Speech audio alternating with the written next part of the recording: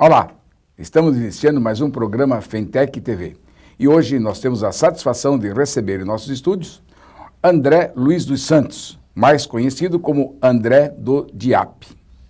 André, é uma satisfação tê-lo conosco e nós gostaríamos que você começasse a sua fala explicando para os nossos telespectadores o que é o DIAP. Bom, primeiro agradecer a Fentec pelo convite, o DIAP que fica honrado com esse convite. O DIAP é uma instituição que há mais de 30 anos hoje acompanha os trabalhos no Congresso Nacional. Foi fundado em 1983 com a intenção de buscar aprovar ou procurar acompanhar os projetos de interesse da classe trabalhadora dentro do Congresso Nacional. Em especial, o DIAP atua em todos os poderes da República, mas hoje a atuação está muito mais focada no Congresso Nacional e naquelas pautas que são de interesse da classe trabalhadora e consensuais do movimento sindical. Hoje, das centrais, das confederações, das federações, dos sindicatos, aquelas matérias que são de consenso do movimento sindical, o DIAP atua. Atualmente, nós temos cerca de 1.300 entidades filiadas ao DIAP, entre elas todas as centrais estão filiadas ao DIAP, então nós procuramos atuar dentro desse sentido. Aquilo que é de consenso dos trabalhadores, nós atuamos dentro do Congresso Nacional e orientamos para que as entidades possam tomar as suas iniciativas dentro do Congresso e uma atuação política mais efetiva do próprio movimento sindical. Muito bem. O DIAP, como é que ele tem uma diretoria, é composta por sindicalistas, tem uma diretoria técnica, como é que é a composição do DIAP? Sim, o DIAP tem a diretoria executiva, né, presidente, o tesoureiro, o secretário, enfim, e tem a diretoria técnica. Então essa diretoria ela se reúne anualmente para dar as diretrizes, as linhas de atuação do DIAP e tem um corpo técnico que também orienta a partir dos pareceres e toda a assessoria parlamentar que fica diariamente no DIAP, no Congresso Nacional, atuando para buscar os informativos, buscar esclarecer para a sociedade e também para o movimento sindical toda a atuação que vem dentro do Congresso Nacional. Como esse Congresso está se comportando, quais as matérias mais apresentadas, quais os temas mais debatidos dentro do Congresso Nacional. Então nós procuramos mapear todas essas matérias que têm interesse direto com os trabalhadores e com a sociedade de modo geral, a fim de orientar uma atuação mais positiva da sociedade de modo geral e o movimento sindical em particular dentro do Congresso Nacional. Bem, o DIAP vive só da filiação ou ele tem outros meios de arrecadação? Como é que é composto aí o orçamento do DIAP? O DIAP, o orçamento é composto da seguinte forma. Temos as entidades que são filiadas, que pagam um valor, que eu diria, uma contribuição mínima, uma contribuição realmente pequena, e também as publicações, que aí nós fazemos algumas parcerias com algumas entidades. Inclusive, já convido a Fentec para participar das publicações do DIAP como coeditoras dessas nossas publicações. E aí nós temos várias publicações. Temos publicações que orientam a sociedade em como ela pode atuar dentro dos poderes, tanto no Poder Executivo, Legislativo e no próprio Judiciário, para que servem esses poderes, como eles atuam dentro desse conjunto de ações para melhorar as políticas públicas para a sociedade. Recentemente lançamos uma publicação que chama Radiografia do Novo Congresso.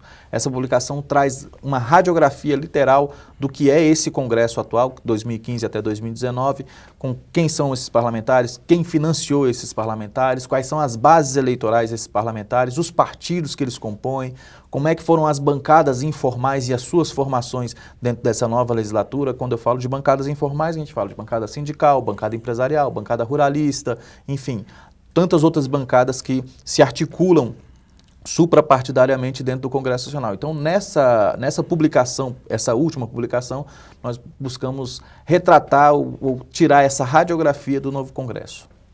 Ok, você falou que tem 1.300 filiados. Entre sindicatos, confederações, federações e as centrais sindicais. Uhum. Ou se tiver algum sindicato que não seja filiado ao DIAP e queira filiar-se, associar ao DIAP, o que deve fazer? Bom, nós temos na nossa página, nós temos o cadastro que ele pode fazer a filiação já pela própria página do DIAP, que é www.diap.org.br. lá ele já tem como acessar a ficha de filiação e por ali mesmo pode proceder com a filiação. O valor da mensalidade tem uma regra lá que especifica o valor da mensalidade. Caso ele venha a achar que esse valor tem alguma dúvida, algum questionamento com relação a esse valor, ele pode entrar em contato com o DIAP diretamente pelo telefone 61-3225-9704 e lá a gente consegue sanar essas dúvidas e buscar o mecanismo mais interessante para que ele possa agregar junto dessa atuação que o DIAP exerce no Congresso e nos poderes de modo geral. Tudo bem. Esse valor de contribuição, ele depende do número de... Depende do número de trabalhadores na base. Trabalhadores na base. Trabalhadores na base. Ele tem uma variável de acordo com o número de trabalhadores na base, óbvio, tendo um teto. Dificilmente se atinge esse teto, mas... E isso, obviamente, é sempre... A gente procura, na verdade, ter o sindicato filiado ao DIAP. Esse é o mais interessante desse processo.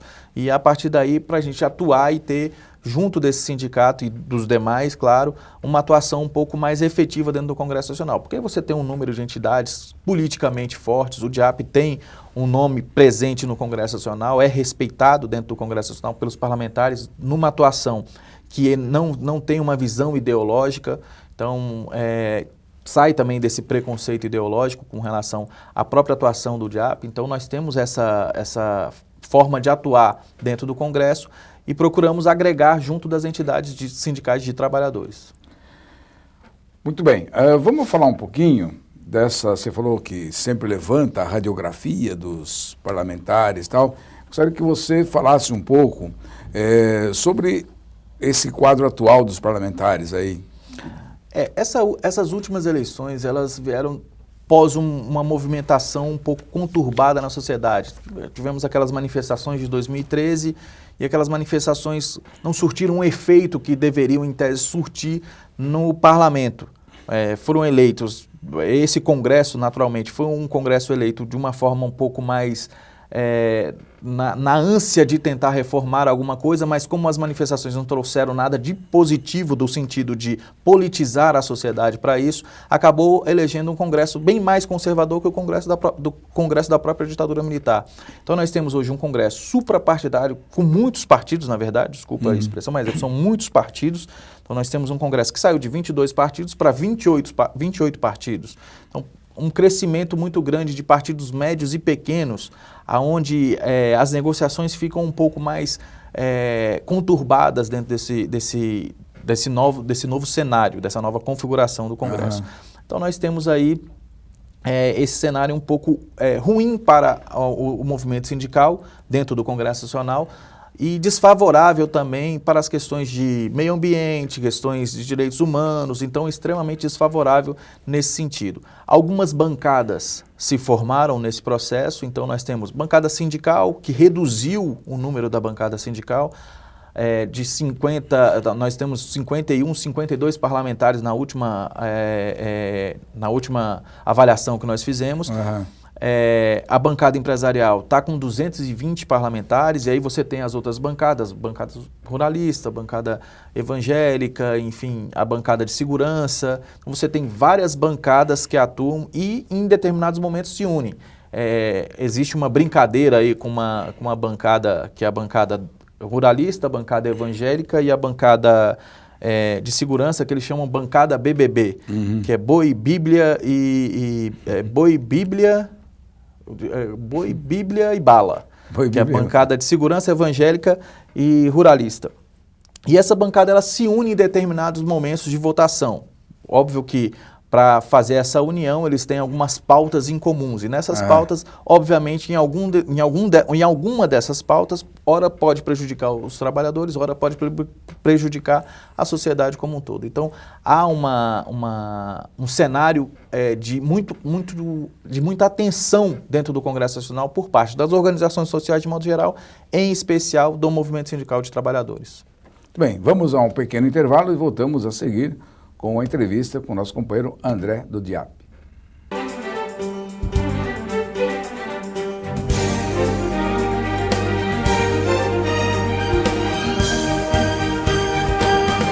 Olá, voltamos com o programa Fentec TV. E continuamos a entrevista com o nosso companheiro André do DIAP. André, nós estamos falando anteriormente sobre a composição do Congresso Nacional, né? Tanto na parte da Câmara dos Deputados como do Senado. Agora, nós gostaríamos que você falasse um pouquinho sobre como é que está o relacionamento, como é que você vê o relacionamento entre o Congresso Nacional com o Poder Executivo. Esse relacionamento foi tensionado a partir da eleição da presidência da Câmara, né? Na presidência já se tinham dois candidatos da base, que era o atual presidente Eduardo Cunha, do PMDB do Rio de Janeiro, e que também tinha o Arlindo Chinaglia, que era também candidato da base do PT de São Paulo. Então, essa composição já de dois candidatos da base já, de certa forma, tensionaram as relações entre o próprio Poder Executivo, que num primeiro momento não teve nenhuma participação nessa eleição, justamente por ter dois candidatos da base, mas depois teve que tomar algumas atitudes. A relação pessoal entre o presidente da Câmara, Eduardo Cunha, e a presidente da República, Dilma Rousseff, não eram das melhores. Uhum. E acredito eu que continua ainda não sendo das melhores. E esse relacionamento, de certa forma, tensionou um desacerto entre o Poder Legislativo e o Poder Executivo. Óbvio, a bancada da presidente hoje, a bancada do governo hoje, ela é muito grande. E aí você tem poucas dissidências numa bancada, apesar da mídia, da grande mídia, divulgar que sempre o governo vem perdendo. Em algumas ações o governo não necessariamente sai perdendo. Tem algumas votações em que há alguns deslizes de algum membro da base, enfim, mas há ainda um cenário de recomposição dessa base, é um cenário possível de recomposição dessa base. Obviamente, num Congresso, como a gente falou no bloco anterior, de 28 partidos, você tem diversas lideranças atuando dentro de uma mesma pauta, ou de pautas dispersas, enfim, 28 partidos com cabeças pensantes diferentes. Nem sempre partidos que estão ali numa linha ideológica, numa linha programática firme. Tem desvirtuamento desse posicionamento. Então, isso pode interferir. E essa relação, obviamente, entre legislativo e executivo vai ficando prejudicada nesse cenário. E aí, mais uma vez, a gente procura alertar o próprio Movimento Sindical de Trabalhadores para esse cenário. Esse cenário, ele transforma o Congresso na principal ferramenta que nós temos para atuar politicamente. E sendo essa a principal ferramenta, nós temos que ter uma atuação presente dentro do Congresso. Quando eu falo presente, é estar presente literalmente dentro do Congresso Nacional. Óbvio, algumas entidades têm dificuldades de chegar até Brasília, fazendo pressão entre os parlamentares, mas essa pressão ela pode ser exercida nos estados. O Sindicato de São Paulo exercer uma pressão em cima dos deputados de São Paulo, o Sindicato de Goiânia exercer uma pressão em cima dos parlamentares do Estado, enfim, então procurar fazer essa coordenação que o movimento sindical tem capacidade, tem condição para fazer e exercer essa atuação política nos estados, que isso automaticamente vai refletir no Congresso Nacional. Muito bem, o que se observa, você disse muito bem que nem tudo o governo tem perdido. As medidas provisórias que viraram lei, né, e que interferiram diretamente na vida do trabalhador. Essas medidas foram um ajuste necessário que o governo tinha que fazer. Independente de ser o governo Dilma ou sendo o governo Aécio, que foi o que foi para o segundo turno, independente de qual governo venha a ser, teria que tomar medidas mais, diria, injustas com a sociedade. E essas medidas obviamente afetam grupo de trabalhadores, grupo de aposentados, enfim. Então, porém, no Congresso Nacional, por uma pressão das entidades sindicais, esse efeito que ia ser muito mais desastroso foi minimizado por uma ação das entidades, que perceberam que essas medidas retirariam direitos dos trabalhadores, ou no mínimo poderiam flexibilizar muitos direitos dos trabalhadores, e procuraram atuar dentro do Congresso Nacional para evitar esse retrocesso em alguns dos direitos. Então, algumas coisas conseguiram contornar. Óbvio, por uma relação que o governo estabelece de contas, ele não podia modificar como um todo as medidas provisórias, que eram medidas para o ajuste fiscal do governo. Então, teve que levar adiante algumas coisas. Mas os efeitos danosos foram minimizados por uma ação do movimento sindical. Óbvio, não foi um melhor cenário, Mas dentro desse cenário ruim que nós temos de Congresso, da nova composição, nós temos de um ajuste fiscal, porque o governo necessita deixar esse ajuste, o movimento sindical conseguiu ponderar e evitar alguns retrocessos graves aos direitos dos trabalhadores dentro das medidas provisórias. Muito bem. Como é que o DIAP está vendo agora essa nova medida provisória aí, a 680? A 680, que trata do PPE, né, Programa de Proteção ao Emprego, é uma medida que vem mais buscando preservar o emprego na área da indústria automotiva. Ela teve esse núcleo de entendimento, foi mais fincado na indústria automotiva, óbvio, ela se estende para todas as outras áreas, mas o foco, a direção vai ficar mais para esse grupo, que teve um número de demissões grandes no ano passado. O próprio decreto, a própria resolução que vai regulamentar, ou que regulamenta já o ingresso dessas empresas ao programa, já diz que a média vai ser das demissões do ano passado. Então, as médias das demissões do ano passado, você vai ter uma média muito grande na indústria, em especial na indústria automotiva. O setor de comércio e serviços talvez não entre nesse programa justamente porque naquele momento, especialmente, não houve um número muito alto de demissões e então ele fica, em tese, não participaria desse programa. Esse programa sendo da forma que está, tendo o sindicato que concordar para fazer para o ingresso no programa, que tem que passar por uma negociação com o sindicato, a empresa com o sindicato, sendo temporário, como está previsto, isso pode ser, para um momento de crise, algo interessante. Mas, repito, para um momento de crise e desde que ele fique num espaço de tempo programado, como é o que está previsto. E a partir dali, aí vamos se avaliar, tanto o próprio movimento sindical, quanto os empresários e o governo, a necessidade de permanência ou não desse programa. O programa, a medida provisória já recebeu 175 emendas, já acabou o prazo. Eu ia perguntar para você. Já acabou o prazo de emendas, mas recebeu 175 emendas. Dentro dessas 175 emendas, algumas querem que o programa seja permanente, outras pretendem que o programa amplie os 50% que o governo vai compensar da perda salarial, o governo compense 100%, entre outras emendas que tem dentro da medida provisória. Aí é onde eu também alerto novamente as entidades sindicais para que fiquem atentas com relação ao relator que vai ser indicado ainda, né, a formação da comissão e o relator que vai ser indicado, para que possamos atuar dentro para evitar novos retrocessos dentro dessa medida provisória. Muito bem, vamos a um pequeno intervalo e voltamos a seguir a entrevista com nosso companheiro André do DIAP.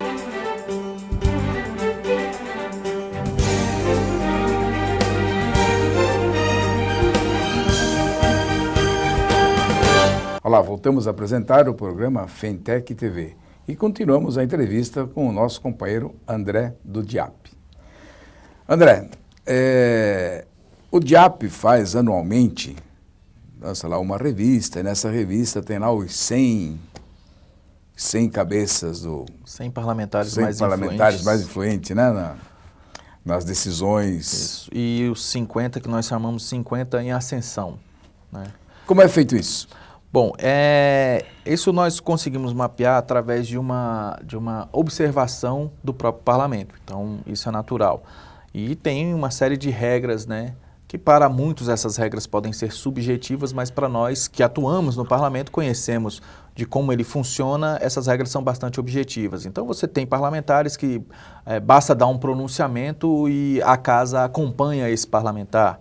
Então, você tem situações em que parlamentares que eles comandam, de certa forma, a agenda do Congresso Nacional. Então, você tem os presidentes das casas, você tem cargos na casa que trazem essa característica de quem pode comandar determinadas ações dentro do próprio Poder Legislativo. Então, nós chamamos isso de os cabeças do Congresso Nacional. Então, nós temos conseguimos mapear através dessa ação que a gente realiza, dessa observação que a gente realiza dentro do parlamento, e a partir de alguns critérios, né, que temos dentro da própria publicação. Certo. E esse ano já está sendo elaborado, observado por vocês? Já está. Quem serão os próximos aí? Em fase final de elaboração. Acredito que mês de agosto, né, agora nesse mês de agosto, nós conseguimos já lançar a publicação, né, a lista com os nomes, provavelmente a lista sai um pouco antes no nosso site, e a publicação efetiva, meio físico, a revista propriamente dita, né, ela deve sair também no finalzinho de agosto. Muito bem. André, tem mais um projeto aí de interesse, né, dos trabalhadores, que o movimento sindical está acompanhando de perto e tal, e é o da terceirização. Esse projeto estava meio parado e de repente ele caminhou rapidamente, né? Há duas situações aí, né? Ele ficou meio parado no período eleitoral. Óbvio que ele tramita desde 2004 no Congresso Nacional. Antes já teve um projeto, que foi o de 1998, que foi da época do Fernando Henrique. O Sandro Mabel, que não é mais deputado, está fora do parlamento, apresentou um outro projeto, que era o famoso 4330, né, que foi esse projeto que foi aprovado. Porém, ele foi todo modificado, então não é o mesmo projeto apresentado pelo deputado Sandro Mabel à época. Então, estava adormecido há um bom tempo, mas esse período que ele estava em tese adormecido, ele na verdade teve sua tramitação correu pelas comissões e passou por todas as etapas. Um grupo de estudos que foi criado dentro da Câmara elaborou um novo substitutivo a esse projeto, que na verdade é um texto totalmente diferente.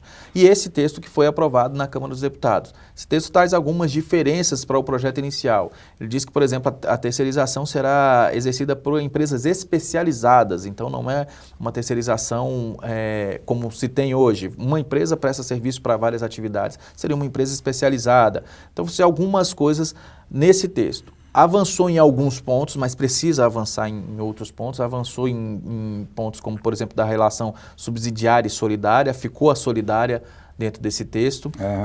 Então, tem algumas ações que foram realizadas pelo próprio movimento sindical nesse texto que serviram de avanço para que ele fosse aprovado na Câmara, porque havia uma intenção muito grande do setor patronal em aprovar esse projeto. Não foi aprovado antes, no período eleitoral, porque tinha uma coisa interessante. Se você vota num projeto de terceirização que, de certa forma, poderia precarizar as relações de trabalho, você perde o voto, porque é o eleitor que está sendo prejudicado, ou o trabalhador que vai votar necessariamente que vai ser prejudicado. Se você não vota naquele momento e vota contrário, no período eleitoral, ao projeto de terceirização, você perde o financiamento dos empresários da área. Porque é uma coisa interessante, porque se você avaliar bem, você bota os parlamentares numa sinuca de bico, né, naquele momento. Então, isso é ruim. E o parlamentar e a própria atividade sabe desse mecanismo e evitou que esse projeto viesse a ser aprovado naquele período eleitoral. Passado o período eleitoral, esse primeiro semestre ele já entrou em pauta logo em abril, pautado pelo presidente da Câmara, Eduardo Cunha, e foi adiante. Está no Senado tem 3 projetos tratando de terceirização. Desses 3, 2 são do Senado, um é do Marcelo Crivella, que é o mais recente, PLS 300 de 2015. Esse ele restringe a atividade, por exemplo, só a atividade meio da terceirização e não a atividade fim, diferente dos outros projetos que ampliam para todas as atividades. Esse também traz a relação solidária dentro do projeto, proíbe a quarteirização, ou seja, a contratação, a subcontratação dentro da empresa de terceirização. Então, há um outro cenário hoje dentro do Senado Federal e que pode ser bem avaliado de um ponto de vista dos trabalhadores, para que possamos trabalhar num texto um pouco mais favorável à classe trabalhadora. Há necessidade de se regulamentar a terceirização, mas sem trazer o grupo que não é terceirizado para um nível de direitos de precarização desses direitos. Nós precisamos fazer com que os terceirizados tenham direitos iguais aos trabalhadores que não são terceirizados. Muito bem.